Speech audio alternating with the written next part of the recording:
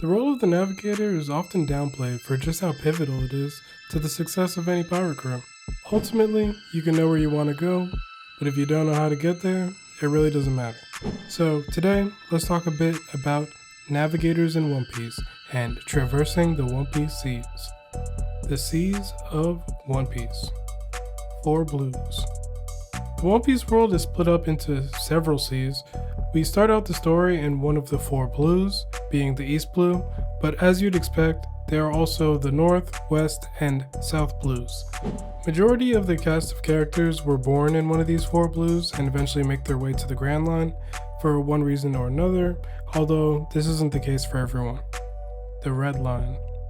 The Red Line is a humongous mass of red earth that runs across the length of the One Piece world and basically separates one half of the Grand Line from the other and separates the 4 blues, 2 on one side, 2 on the other side. The Grand Line. The Grand Line also crosses the world, but it is perpendicular to the Red Line, and this is where a lot of pirate activity be going on, and it's also very dangerous because of the climate, but I'll get into that a little bit more. Paradise. The first half of the Grand Line that we see the Straw Hats enter at the beginning of the Alabasta saga is actually called Paradise. When the Straw Hats first enter the Grand Line, all of Nami's navigational know-how is put to the test, as each of these islands have wildly different climates, which causes the seas to be just as unpredictable. When Nami gets sick, it's almost impossible for the rest of the Straw Hats to hold down the fort, as not just anyone has the instincts and the skills that Nami has. The New World. The second half of the Grand Line, which we see the Straw Hats enter after the time skip, is the New World. This part of the sea is even more dangerous than Paradise because this is where each of the Yonko have their territories, and the islands just get more dangerous and even more unpredictable. The Calm Belt.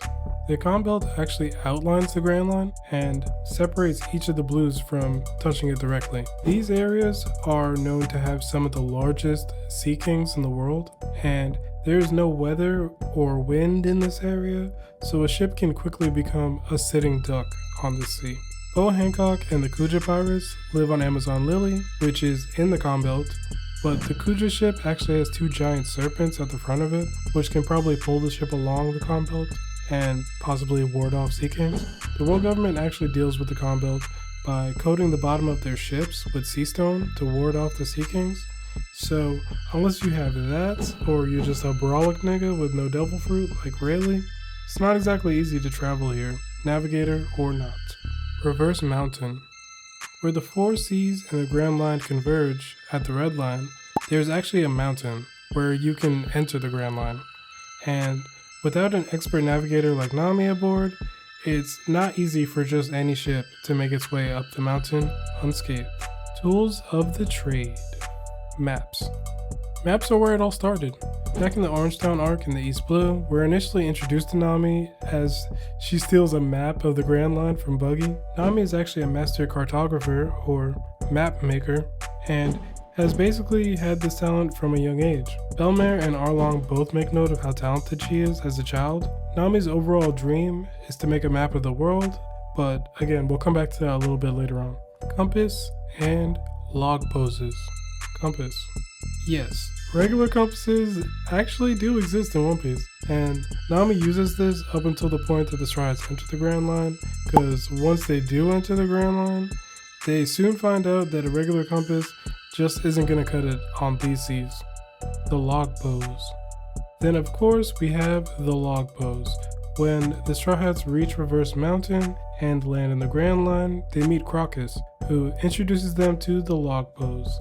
They are basically super compasses which are needed to traverse the Grand Line. The Grand Line is known for having really unpredictable weather, and each island creates a strong magnetic force. Thus, a log pose is needed as it locks onto that magnetic force of the nearest island. By using this, you can make your way down one of several paths through the Grand Line. However, the log pose needs to reset once you reach each new island, and the time it takes the log pose to reset can be anywhere from a couple hours to a year, like in the case with Little Garden. Eternal log pose. There are actually multiple types of log pose. One way to get around the need to reset the magnetism of the log pose is to use an eternal pose. An eternal pose keeps the location of one specific island, so the needle will always point to that island. This was how the Straw Hats were able to ignore the need for the log pose to reset after a full fucking year on Little Garden, when they got an eternal pose that led them directly to Alabasta. Upgraded log pose. Another variation of the log pose is introduced on Fishman Island, as the Straw Hats are making their way into the New World. In the New World, the seas are even crazier than Paradise, and so a special log pose with 3 needles is needed so that you can always see the nearest 3 islands. The more one of these needles shakes, the more likely an island is to be dangerous, because something is causing this disturbance of the magnetic field of that island, which Luffy of course wants to go to the island with the least stability, but they just end up going to Punk Hazard, which wasn't one of the 3 options to begin with. Fever cards. Okay, fever cards are the life paper of an individual that people can give a piece of to another person if they're a far distance from each other. This paper serves 2 main purposes. One, it allows you to see the life force of that individual, and if their life is going away, the paper will begin to burn until it's gone. The other, more navigational purpose is that it will always move in the direction of where that individual is.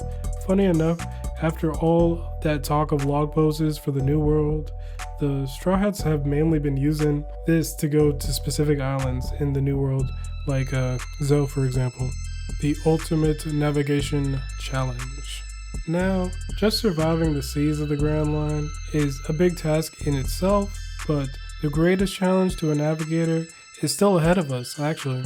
I think that Nami's dream is still important, but I don't know if she'll draw the map of the whole world by the time they go through the Grand Line one time, but she still has a huge role to play to get them to the islands only the Roger crew has seen. Lodestar.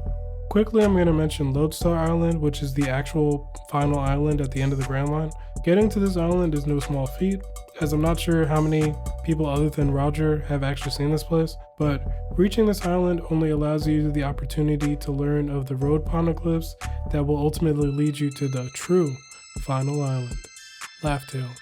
So like I mentioned, there's these 4 road poneglyphs that are scattered around the world, but really just in the New World. And once the Straw Hats find the last one, the true navigational challenge shall begin.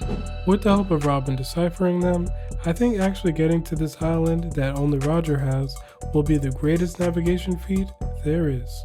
Now if you like the video, make sure you do all the YouTube things, like, comment, subscribe, yada yada yada. And if you want to know if ghosts exist in the One Piece world, check out the video that'll be on the screen.